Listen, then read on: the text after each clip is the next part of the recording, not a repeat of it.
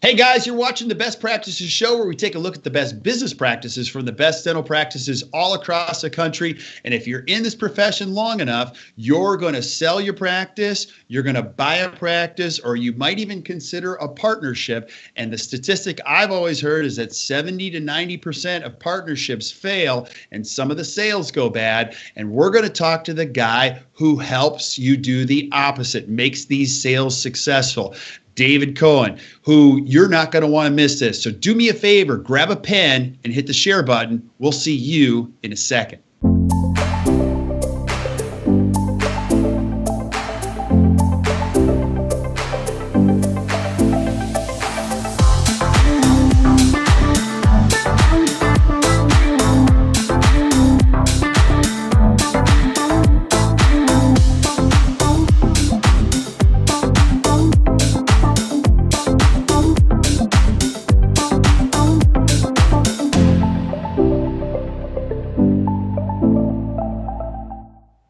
Hey guys, welcome back to the Best Practices Show. We are having so much fun, again, shooting all of these and getting so much great feedback about the stuff that you want to see. So keep sending it to us and we're going to make it happen. And one of the suggestions we get all the time is, how do we create a better relationship in dental partnerships, or the details of a sale, or the details of an actual purchase of a practice? And I have got the guy, the expert, he's actually my attorney, on today, and this is going to be so much fun. Now, before we jump into it, I have a couple show notes that I want to remind you of. We are shooting this live on Facebook. So as you have questions, please type them into the feed, and I'm going to make sure that we get you the right answers to your questions, because I want this to be hugely valuable to you as you watch these episodes. And we like the questions so much that every week we're giving away a free Apple iWatch. These things are awesome, with 2 free tickets to Activate, which is our practice growth seminar. So check it out. You're not going to want to miss this. But my guest today, I'm going to do my intro before I get David to talk. I've known David for a long time. We have actually known each other through the Seattle Study Club Network and Symposium, and I've known you for quite a long time, and you are just top-notch, rock solid. And so as my business has grown, you've been there, side by side with me the whole time, just helping me make sure I cover dot all of my I's and cross all of my T's. And I love how you work with so many other super high quality practices in minimizing the stress of these partnerships and sales. But if somebody doesn't know you, who is David Cohen? What's your story, brother? Yeah, so my story is I'm David Cohen, and I specialize in helping dentists and specialists from a legal business transactional standpoint. And we work with clients all over the country with their transactional matters. And what transactional matters mean is contracts, essentially, purchases and sales of practices, and drafting and reviewing the contracts in connection therewith, associateship agreements, bringing in associates to practices and reviewing associate agreements on behalf of doctors that are maybe going into associateships, and also partnerships, drafting and reviewing partnership agreements, and then working on real estate transactions with leases and purchases of buildings in connection with those transactions. I actually grew up in dentistry. My father is a periodontist, and he, as Kirk sort of alluded to, started a continuing education network called Seattle Study Club. And so from a young age, I grew up knowing dentists and specialists as part of my family. And I knew that despite not wanting to follow the path of being a dentist, I wanted to revert back to dentistry. And playing college basketball all the way through college, there was a point where I realized I wasn't going to the NBA and I had to do something else. And so I went into law and found a way to connect law back to dentistry. And that's really a brief synopsis of the story of how I got into the dental realm from a legal standpoint. Yeah. And your father's been an incredible mentor of mine, and the network, Seattle Study Club, just incredible. So if you haven't been, you got to go. Now, David, let's talk about why this is so important, before we get into the details of the how, because I'm a big fan of really understanding all of it before you get into the actual recipe. Partnerships fail for a lot of different reasons. And you work with very successful partnerships and you work hard to make sure they're successful. But as you run into partnerships that have failed, why are the reasons? Why is this topic so important and why do they fail? It's a good question, and I hear all the time that partnerships do have a high fail rate, and I've definitely seen some failures of partnerships. The key that I help with is being proactive from the beginning, right, and making sure that the partners actually, first and foremost, have a partnership agreement in place. Believe it or not, there are numbers of partnerships nationwide that do not actually have partnership agreements.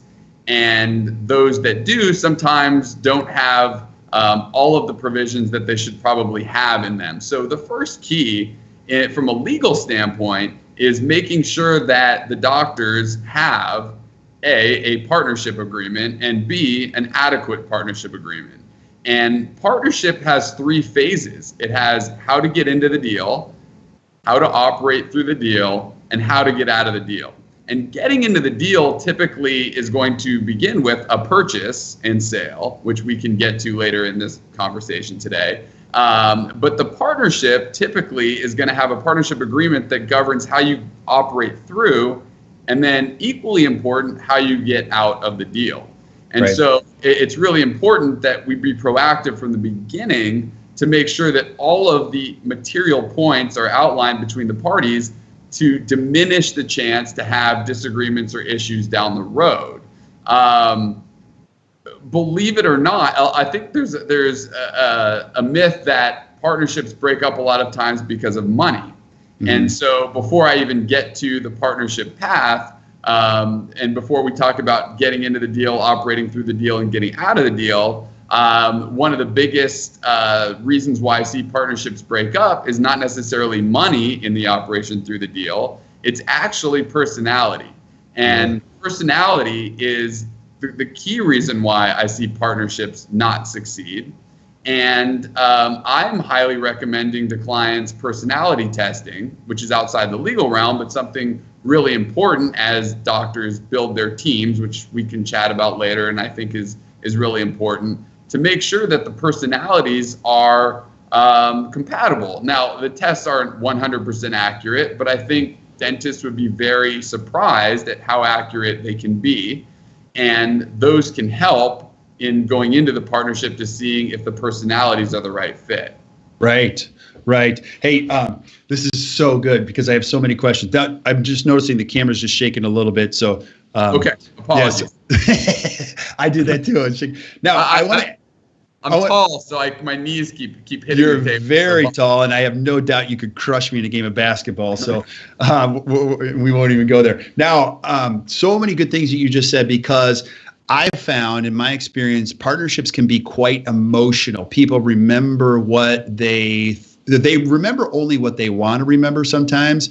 And we do say this, I'm sure it's highly applicable. If it isn't in writing, then it doesn't exist. I'm actually shocked that people create business partnerships without any type of an agreement. And the third one that you mentioned is one of the most critical. You don't design a partnership if it's going to dissolve. You design it when it's going to dissolve, because I've seen fathers and sons go into business together and that goes bad, or you have 2 dentists that sat next to each other in dental school and say, we're going to do this because we love each other. You know, you have to design it that when we're done, this is how it works, correct? Correct. Absolutely. So my job is to be proactive from the beginning and make sure that the parties have an adequate agreement that governs all of the material points that the clients have agreed to, so that it minimizes the chance to have ambiguity and vagueness later and dispute. And ambiguity and vagueness can cause disputes. Now, the best partnerships that I ever see are those that sign the agreement and they never pick it up ever again. Those are the best partnerships. And I think personality testing, knowing each other, working together on the front end can also be really good tools to make sure that you have a successful partnership. But once you've done that, it's still really important to have all of the material points governed in the agreement, just in case there's a question or a dispute. And then the parties can come back to each other and say, yeah, I may not agree with what I agreed to prior, but I know that I agreed to it and it's in writing and I signed off on it. And so that's just the way that it needs to be. And so that's why it's really important to have stipulations of the contract that protect both sides, that are fair for everybody, and that they've already agreed to, so there's no ambiguity. Right. Now go back to the personality testing too, because there's so many of them. You've got Myers-Briggs, you've got DISC, you've got Colby, you've got all Strengths Finders. Do you find there's a particular testing process that has been more predictable than others? And then why is it so important to understand your personality style of your partner? And I think I know the answer to that question, but I want to hear from you. Yeah, I don't have a particular go-to as far as which test seems to be more successful than others. I've actually found that most of the clients that go do them, whichever they use, seems to work pretty well. Right. I haven't heard much negative feedback on any of those. So, but I do think great resources like yourself and consultants that know a lot of different parties out there that do the personality testing they can talk to, or as well as me, to decide what might be the best fit for them. A lot of times when people use a service, it's not always who's the best in the industry for somebody else, it's who's the best for them. And so they get a great opportunity to interview them and see what might be best. Right. So let's jump right into it. When you're looking at buying a practice, what are some of the considerations? Because you take the legal jargon a lot of times when you do seminars, and you're a great speaker, taking all the legal jargon out of it so that a dentist who's watching it can understand about some considerations in buying a practice. What would you say? So you're asking what would I say as far as somebody who's looking to buy a practice? Yeah. What are some of the simple considerations you want to take into account when you're buying a practice? So yeah, that's a really good question. We have clients that will buy a practice for the first time, and we have clients that are now looking to buy multiple practices to add to the current locations that they have. And the principles are really the same. Number one, they want to look at their structure of their business. And this is particularly important for those that are adding additional locations to their practices. As far as how do they want to legally structure the deal to make it work optimally for them. So let's say a doctor has a current practice and they're looking to buy another location. One of the biggest considerations they have from a legal standpoint is, do they keep the current corporation or type of business entity that they own to then purchase the additional location with, or do they form a brand new one? And there are positives and negatives to both routes, and I typically take my clients through the positives and the negatives. The positives to forming another entity typically are that you can separate the practices from a liability standpoint. And also, if you're looking to grow, sometimes you're looking to bring in future partners. And oftentimes, you may not want a future partner owning all of your practices. Maybe you just want them owning one location. And to set up a brand new business for another location would more easily allow them to bring a partner in to, say, that location, but not have them also have to be a partner in the current location that they have. So separating liabilities, creating more flexibility to have future partners that can help run these practices is a huge advantage to forming a different business entity. The obvious downfalls are that it's more administrative work and legal in time, and more tax returns, obviously, to have multiple entities. And then obviously the huge consideration is the clients have to understand what state they're in and what the laws in their state dictate as far as how many practices they can have and under what circumstances, et cetera. So, generally those are the pros and cons, but also the law is going to also help dictate what the structure is. And that's why it's good to chat with an attorney who knows dental, sets these things up so that they can know in their state, in their situation, what's best. Right. And I'm just going to say this. If you're a dentist and you're going to practice for a very long time, don't ever consider ever doing this without the help of a professional. That is just, I don't care what it costs you. It's worth every penny and 10 times more, because most of these partnership decisions are fueled emotionally, and it becomes a hot mess later on. Now, I've got to ask you some tough questions on partnerships. Sure. I've always heard this. When you're buying a partnership, you never want to have the same person, or buying a practice, you never want to have the same person representing both sides. You want to have opposite parties, because sometimes, can you just talk about that?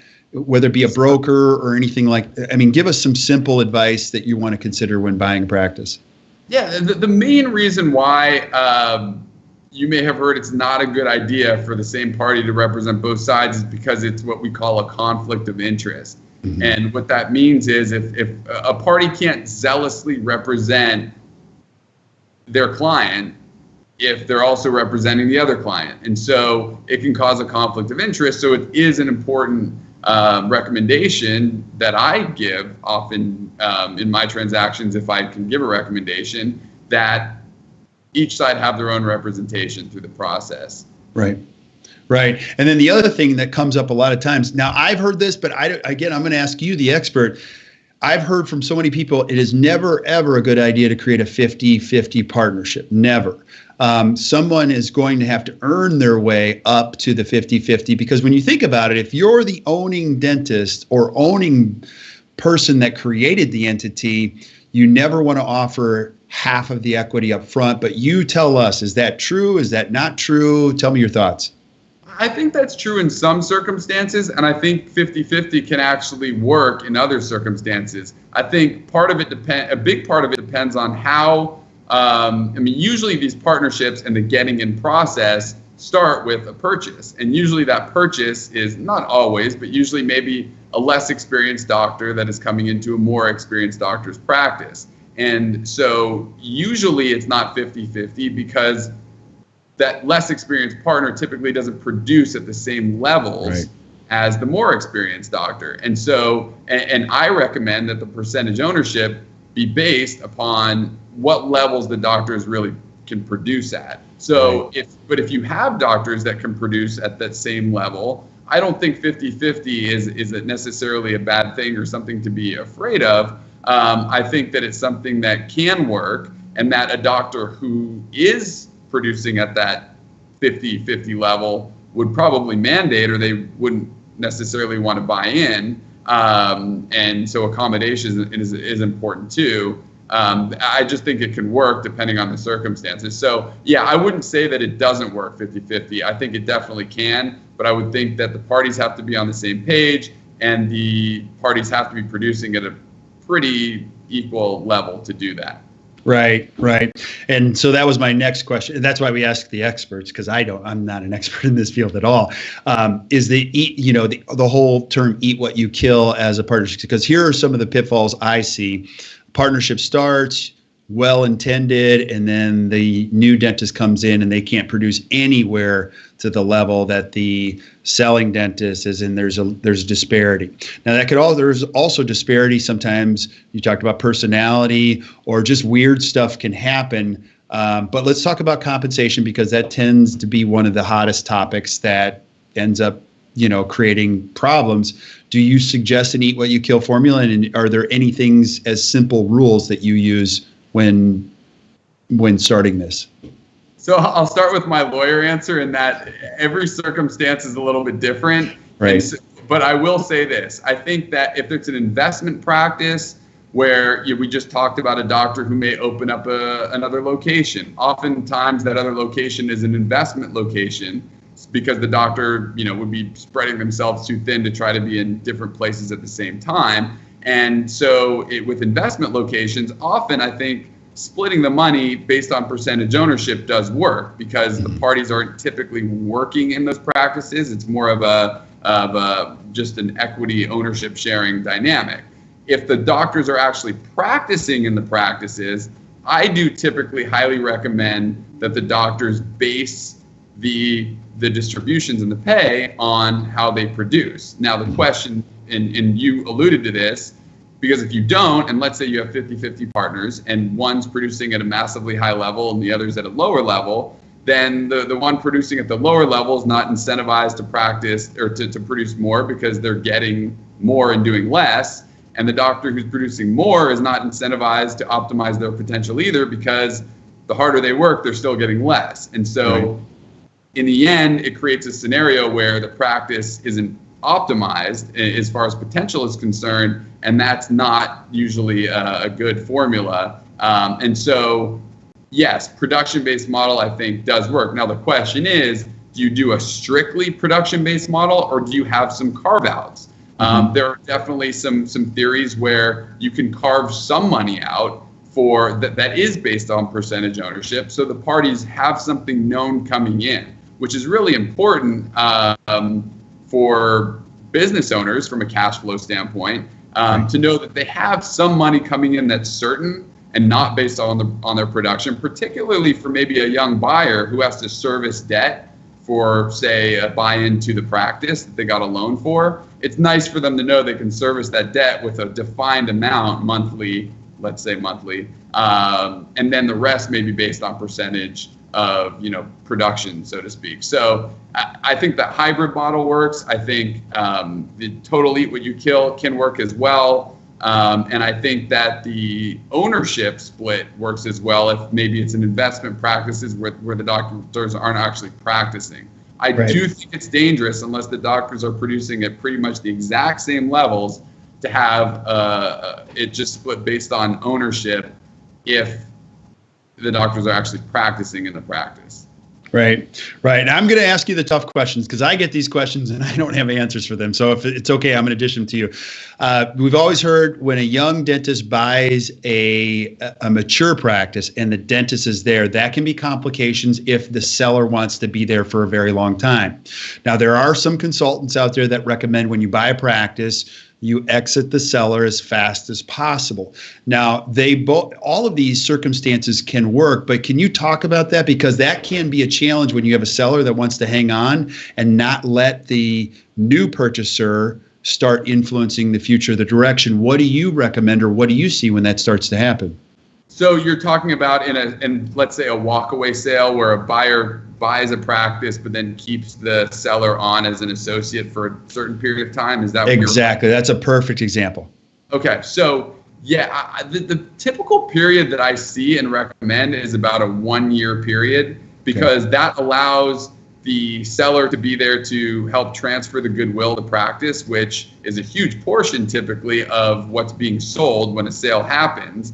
But not so long that it hampers the buyer of the practice, because there could be issues over that period of time with the buyer feeling like the seller is interfering and getting in their business, and acting like they maybe still own it when they don't own it anymore, and it's really the buyer's practice. And sellers sometimes get frustrated that the buyer's not running things the way that they would have liked to see. So there could be some issues, and so the shorter period of time usually allows the parties to accomplish what they want, but not have it so long that they could have prolonged issues. There are also termination provisions in these contracts, in associate contracts, that say, notwithstanding the fact that we have, let's say, a 1-year contract, either party can voluntarily terminate through the process with X days notice. And this is a dilemma that I see. A dilemma is a strong word. This is an item that I see that needs to be tackled in almost every sale and post-associateship. I always ask the client that I'm representing, do you want to have this as a locked-in associateship, or do you want the liberty to be able to get out of this if things aren't working out? Sometimes you have sellers that say, I'm not going to sell unless I can continue to work for X period of time because that's part of my plan. And sometimes you have sellers that say, I'm selling because I don't want to do this anymore. I'll stick around for you for a certain period that you need, but I really want to retire and stop practicing. And then sometimes you have buyers that want the seller out ASAP. And sometimes you have buyers that say, I need this seller in here to help me for X period of time. So every situation is different, but you have to define in the contract whether you're going to have that voluntary termination provision or not, and that make sure that all parties are on the same page. And the biggest thing that I can recommend with this is proactively in advance, have open and transparent communication between the buyer and the seller so they're on the same page. If the seller is expecting to be locked in without being able to be terminated for a certain period of time, the buyer needs to know that. Or if it's vice versa, the seller needs to know that the buyer thinks otherwise, because otherwise you get down the road, you've paid legal fees and you've spent time, money, and energy,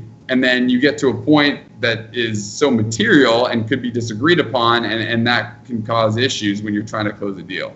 Yeah, we live by this in our company. Unstated expectations eventually become a conflict, and unresolved conflicts eventually become crisis. So anything that isn't written, I think what you said was brilliant. It has to use the word define and contract, because David, it's crazy how much we see the opposite, where I'll talk to a dentist at a study club or anything. They're like, I just bought this practice, and I bought it from another dentist, and they're staying. I go, well, how long? And they go, well, I don't know. And I'm like, wait. You don't know? You didn't discuss that? There's no provisions? They're like, yeah, he's going to stay until he's done. And I think that's very bad to not. That's just a formula for disaster.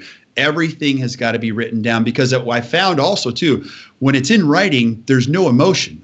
We're talking about a document here. It's a legal contract. And if we need David to interpret what we agreed on 3 years ago, we can do that. Right. So that's key. And then the other thing, can you just talk about that?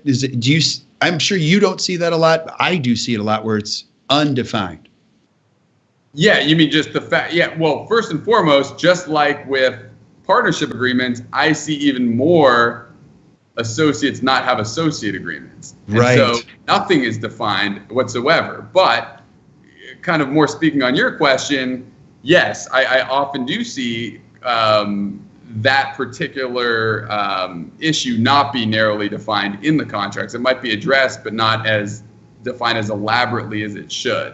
Right. Now, the other thing, when you also said the words all parties, I have to ask you about spouses, because while we can talk about the legal stuff, how important is it to have the spouses involved in these conversations? Because it's been my experience that two people can work together really well, but the spouses not being on the same page can exacerbate the whole thing. Is that true? I think it can be true. I think it depends on which spouses the parties are dealing with, how involved the spouses want to be. If the spouses want to be involved, I think it's critically important that that they are a part of it, and that they have the good relationship and it's amicable, and at least they can work together. So it really depends on the spouses that are in question, but I do think from time to time that is important.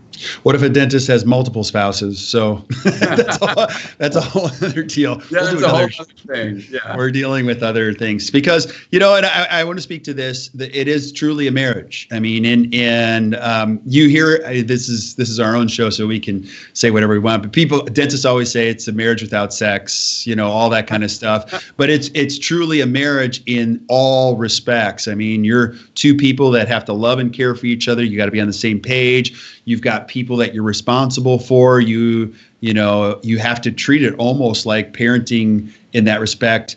Can you speak to the whole, it's a marriage, really? Yeah, it absolutely is a marriage. And that's why I recommend the personality testing, and to not go into these partnerships lightly. I have clients call me all the time and say they want to do a startup partnership.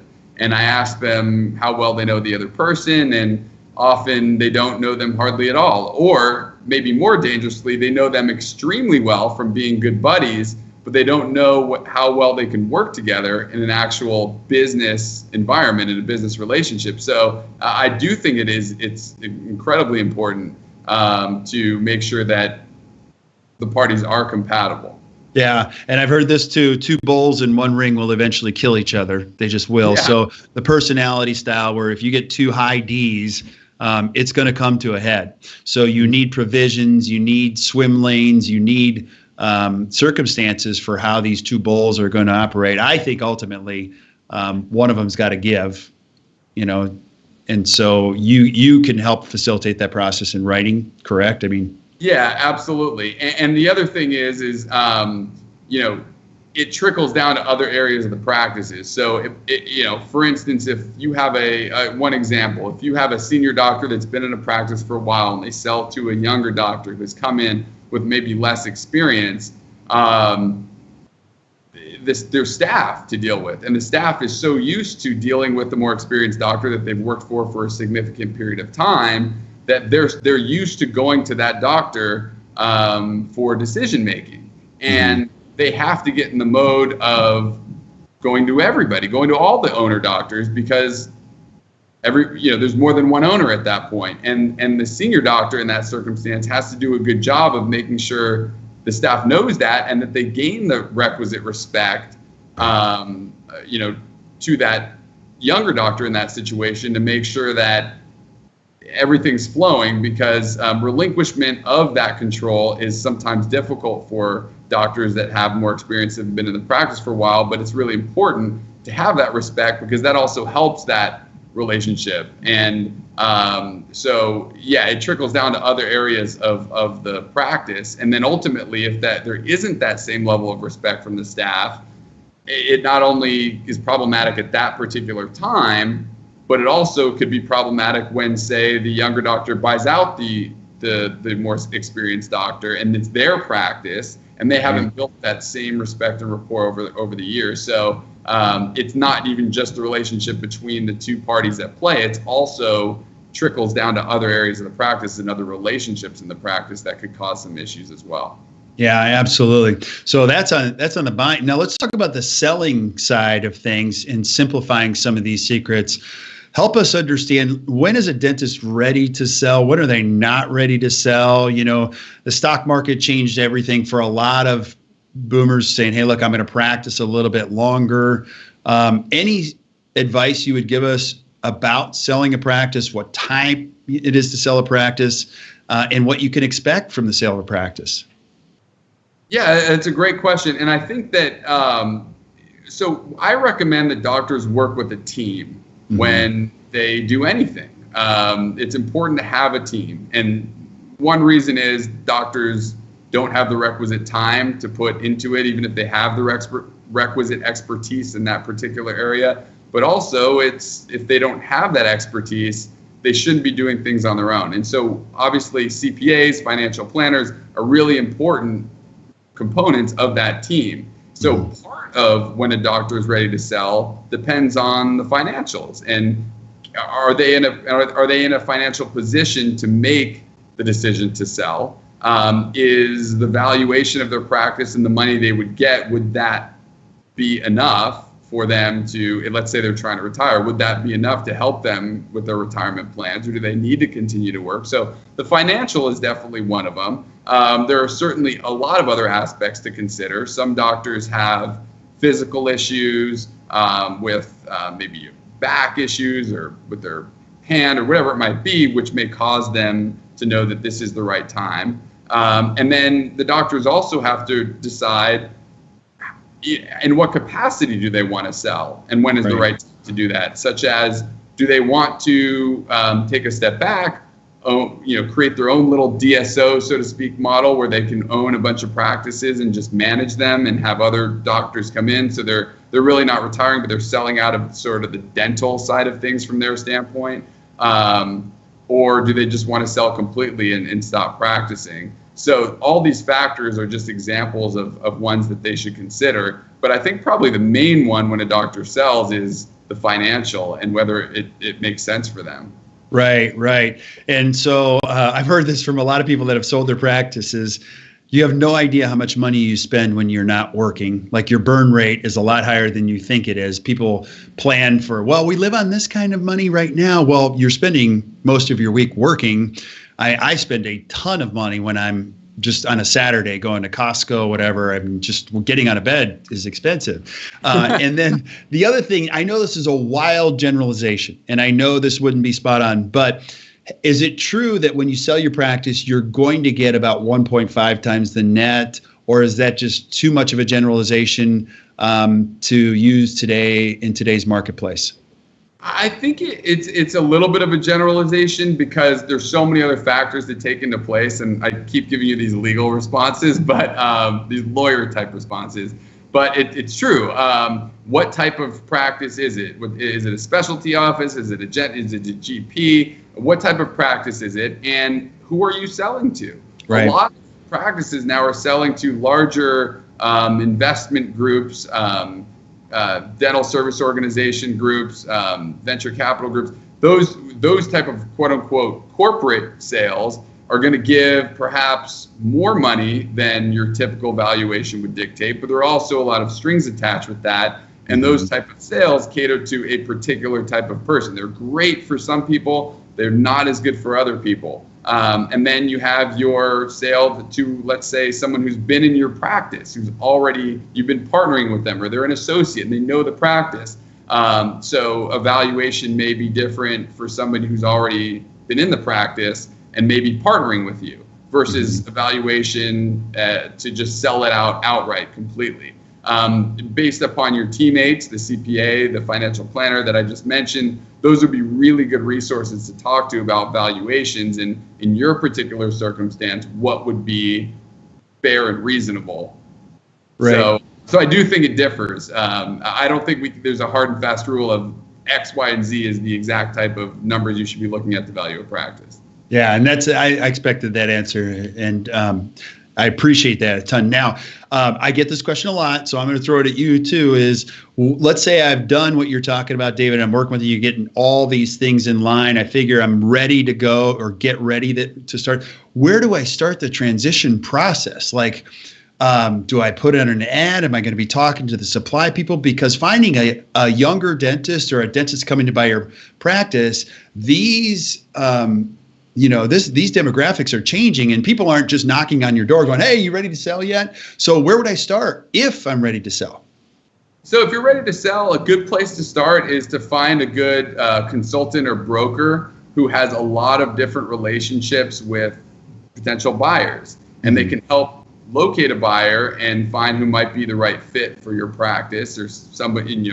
It also helps create some competition that may help with the value that you may want to sell for. Another great way is at the schools. Some of the doctors do lecturing at the schools. It's great to do like a lunch and learn. For some of the schools, it's a great way to give back to the students and also build relationships to get to know some of the students and those that could potentially be candidates to come into the practice and work and be a partner or to buy you out completely. Those are the two ways that I see most in terms of a seller finding someone to buy their practice and actively list it transparently on the market.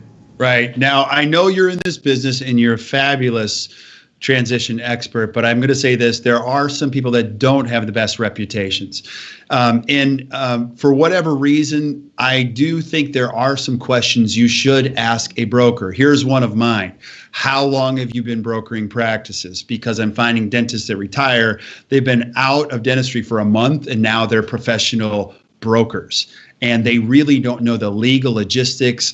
I mean, you need to know the differences and changes that are affecting even with Delta Premier and Delta PP. I mean, there's massive changes in the landscape, and I'm finding young dentists are buying practices and they go, "I just bought a Delta Premier practice." And I'm like, "No, you didn't."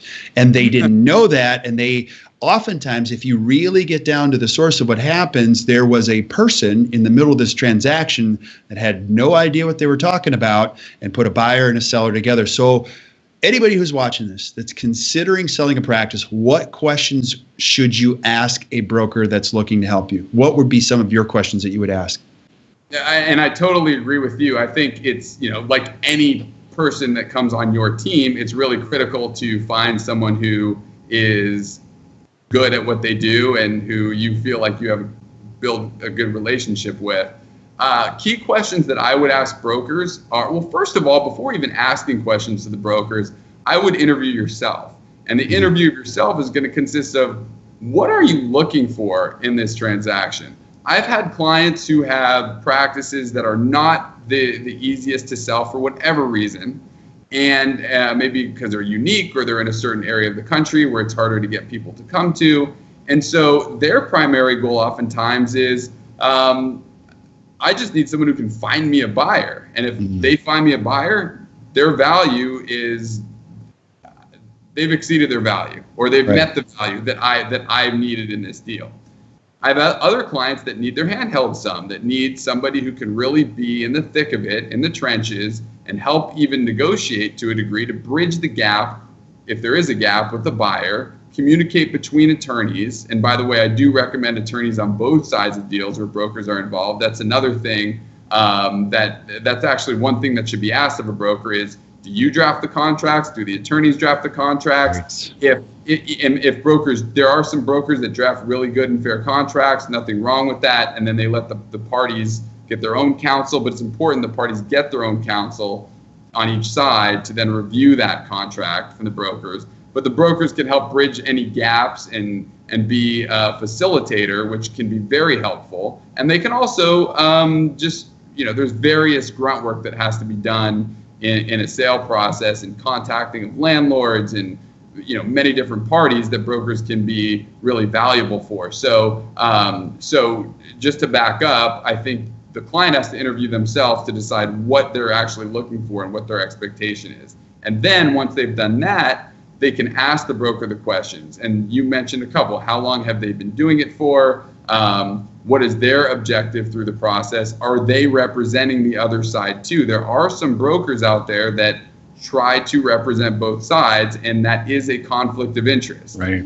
And conflict of interest can be disclosed and should be disclosed, and the parties can decide if they are comfortable with that or not. But they have to realize that a broker is going to get their commission if the deal happens, and they're not if the deal doesn't happen. And so you have to question, can they effectively represent both sides in a deal and have everyone be happy in the end? And the answer might be yes, the answer might be no. I typically say no, but it's not that it can't happen, but it's for the parties to decide. And so that's a key question. Would they be representing both sides? I guess another key question would be what the broker's goals are in the transaction and what they plan to provide, what they plan to do for the client, and maybe have a list of things that they're going to do through the process. Right. Yeah. Your answer would be maybe no. Mine would be every time no. No different than buying a house. If it's a house that you really, really want, do you want a real estate agent representing both sides saying, I talked to the seller, I want somebody going to battle and saying, I want this and this, and they're gonna really fire for, go in there for all best intentions being on your side of things. And the other thing I wanted to ask you is, this is not a short process. When you talk about expectations, sometimes sellers of practice go, oh yeah, well, I'm going to engage, this takes like a month or 2 months. What could we expect when you start to sell your practice? Now, I know it varies, but it doesn't take a month to pull this off. Sometimes it's going to be several months. It could be a year. I mean, you've got to be prepared that this is going to be, we've got to get all things in place. And it typically ends up being a longer process than most expect. True or false? I think that's true. I would expect a 2 to 3 month process usually. And at a minimum, I would say, if you're starting from scratch and let's say you're a seller, you need to identify a broker, ask the great questions that we just had talked about, see if they're a good fit. They're going to have to then seek the buyer. Once they do, then the parties are going to have to get representation. The contracts are going to have to be drafted, which can take a few weeks. Once the contracts are drafted, they'll typically go to the client of who the drafter was representing, and the client reviews. Those parties get on the same page, and then that document will go to the other side. Usually the seller drafts, so usually it then goes to the buyer. The buyer then reviews and has their counsel review. And then there could be some negotiation, some back and forth in the process. And then we have the real estate component, particularly if a building is being sold, that there's due diligence involved with that and title work, and it can take a significant period of time. And even leases can take some time, particularly if you have a landlord that, say, is going to be assigning a lease that's already in place to a buyer. You have to make sure that the landlord is amenable to assigning the lease and getting them to sign off on it. And some landlords can take a long time to go through that process. So I'd say a minimum of 2-3 months would be the process. It can actually take longer. It can take 6 months. I've had deals that have taken a year. It's pretty rare, but it can. It can also take sooner if everybody's on the ball and on the same page, and you have advisors on both ends that know dental. Knowing dental is really critical, to have advisors know dental, because that actually expedites the process. So, you nailed it, Kirk. I think it does take some time, and clients do need to manage their expectations with that. And I think, a 2-3 month window is about a fair average, I would say. Okay, and you got a great question here from Deepak, who asked, is a non-compete typically part of the sales process legal documentation? If so, what would be some fair guidelines for a non-compete that courts would agree is fair and not too restrictive? Could you speak to that?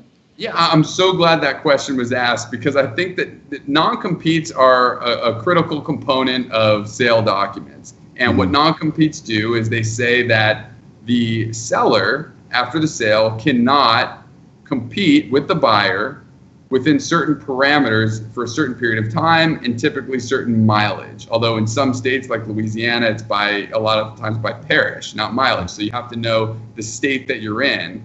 And on that note, every state has different laws concerning non-competes, and some states allow them, some states don't. Some states allow them in certain circumstances and some don't. So first you have to determine, is a non-compete even legally enforceable in the state that you're in and under the certain circumstance that you have. For instance, some states, non-competes for associateships are pretty much unenforceable, but they are enforceable when a sale occurs and goodwill is being transferred.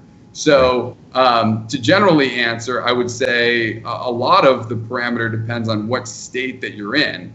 There's no such thing as, let's say, a 3-mile or 3-year, 10-mile non-compete standard. And I know there are banks out there that will say, we're not going to lend money unless you have a 3-year, 10-mile non-compete. But that's not always realistic. And sometimes you have to talk to a bank to make sure that they understand the law, because the law is different in every state. And the law typically in most states, not every state, most states says the parameters have to be the smallest that can legitimately protect the buying party without prejudice to the selling party, which just means in English, it has to be reasonable. And so if you're in the middle of New York City, and I just talked about this in a lecture I just did, Seattle Study Club Symposium, if you're in the middle of New York City, a 10-mile radius is not going to be reasonable. So a bank that requires that, you're going to have a tough time in trying to negotiate that. Whereas if you're in the middle of rural Texas, 30 or 40 could be deemed reasonable if most of the patients, say, come from that mile radius. So I don't know what state Deepak is in, but whatever state that you're in, I'm always happy to be a resource. If you wanted to give me a ring, I can tell you about what I think in the state that you're in and what might be viable. But it really depends. It's on a state-by-state basis, but you're going to want to, it's usually a reasonableness standard based on the circumstances. Yeah, he just said, I'm in Texas. So Texas is a reasonability standard. And so you'd have to look at typically the smallest parameters that could legitimately protect you if you're buying without prejudice to the selling party. Now, it's harder to argue prejudice to a selling party for someone that just took a bunch of money in a sale and sold a lot of quote unquote goodwill. But not every seller is ready to finish practicing, and they may not intend to compete with you, but they still may want to make a living. And so you have to have a balancing act and put those factors in play when you make that determination. Yeah, great question. Great answer. Thank you guys very much. Now, we've talked about the buying, talked about the selling. What simple secrets or simple guidelines would you give to long-standing partnerships that you've noticed? You know, if you were to simplify the recipe, let's say, look, the partnerships that I see that work really well, they probably have 3 things or 4 things. What would you say are standards for a healthy dental partnership? So how you operate through and how you get out of the deal. And operating through, the 2 key things I would mention are management decision making. So are you going to base it on majority voting or unanimity? How are you going to make decisions together? If you're 60-40, are you still going to vote unanimously because you're both owners of the practice, or are you going to base decisions based on percentage ownership because one party owns more than the other? So decision making is critical to identify as you go through and operate through the deal. Number 2 is how you split the money, how you split the costs. And we talked earlier in this session about that and about examining your circumstance. Are you in an investment situation? Are you in a situation where you're actually going to practice? Talking to your teammates, your financial team, and your lawyers to decide in your circumstance, how would it be best to split the money? If you're going to do a production-based model, is it going to be a total eat what you kill model, or is it going to be based on maybe carving out a certain known sum of money that comes into the parties every month? So operating through, those are the two main things that I would look for. And then in getting out of the deal, you have to govern voluntary transfer, you have to govern death, disability, if the parties disagree, and default. So there's five things to look for in getting out of a deal. Those are really important because when partnerships break up, you have to have clear guidelines as to how to get out of the deal. And that's probably the least governed area in these contracts and the most important area. Death is typically governed by life insurance. Disability, it's really critical to make sure you're defining what really consists of disability and how you're going to buy somebody out when that happens. Default, what consists of a default? If someone loses their license or they commit a felony or something like that, those would be examples of defaults. And then as far as just transferring interest is concerned, when can a party do that? Do you want to place limitations on when they can do that? Like if you just get into a partnership, it's probably not a good idea to let someone just abandon ship and leave. So you may want to push some limitations and say no one can retire for 2 or 3 years, right? And retiring doesn't just mean stopping practicing dentistry. It could just mean transferring the interest in the practice. So, speaking very generally, without going on and on, I do lectures for an hour or two on this. Those are the main things to look for to make sure you have in those contracts. Right. And even in those three, that's brilliant because you can see the ambiguity that would lend itself to a tremendous amount of conflict. And number three, I'll keep going to that. Number three is often the most difficult one. We had a young dentist who was in a partnership, and I don't know what you call this, but they committed a felony. It's called a certain clause. And unwinding that was just a disaster for him because it wasn't outlined, and then it just becomes a mess. He did very well once he was out of it, but in even death, unfortunately, we've seen it a few times where the dentist will die and then the spouse reacts in a very unreasonable way and it's not outlined and it just becomes more of a mess. So you really do want to cover every possible circumstance. That's why working with a professional is like a non-negotiable item. Now, other things as far as the behavioral health of the practice, because these are the legal, very important decision-making things. But how do you keep a partnership strong even after you've done all these things? Do you recommend a certain, regular cadence that they communicate on a weekly basis? Because I've seen partnerships that last because they don't talk. That's extremely dysfunctional. What are some other characteristics you see just behaviorally that lend itself to a great partnership? So, like I mentioned a few minutes ago, I think the best partnerships are those where they sign the agreement and never have to pick it up again. That said, that should not be misconstrued to mean that they don't talk or don't have certain, weekly meetings or monthly meetings or, different things to make sure they're in constant communication, because those are actually things that help them not have to pick up that document. And so I see doctors have one meeting per week. And I think that really helps as far as getting on the same page with what's going on in the practice and what can be done to improve and what's going on that's positive in the practice. Sometimes that's not completely realistic, and maybe they do it every 2 weeks, or at least I would recommend at least once a month to have that kind of meeting, and just to make sure that you're going over all issues and getting things out on the table. And that could also include talking about the staff. Of course, and making sure that the staff's on the same page and seeing if you have to make any tweaks. So it's a great question. I think it is really important to have the constant communication to make sure that things are smooth. Amen, brother. Amen. And you and I, we talked about this before we got started. You're going to help us with a whole nother big subject, which is associateships, because that has a whole lot of nuances and details to it. And we're going to cover that in a whole nother show. We're going to do a 2-part series here. But this is awesome, David. I'm so grateful and great information. So if you're watching this and you're considering a purchase, a sale, or partnership, please reach out to a professional and get some help. Don't do it on emotion. Don't do it because you think it's a great idea. It can start as a great idea, but you're going to need the help of a great team to make sure that it stays a great idea. So, David, if somebody wants to get a hold of you, how can I get a hold of you? 3 different ways. Number one, the website, which is www.cohenlawfirmllc.com. So David at www.cohenlawfirmllc.com is the website. And we put a link in there. There's a link in the post there, so you can just click on it. And then, there's a phone number on the website, which is 972-379-7513. And there is an email address, which is david@cohenlawfirmllc.com. And I'd love to be a resource if you have any questions. I'm not the type of firm that is going to charge you for every second to just chat and see what's going on and see if we can help, if we can't help, and work with clients all over the country, and just happy to be a resource and chat. No problem.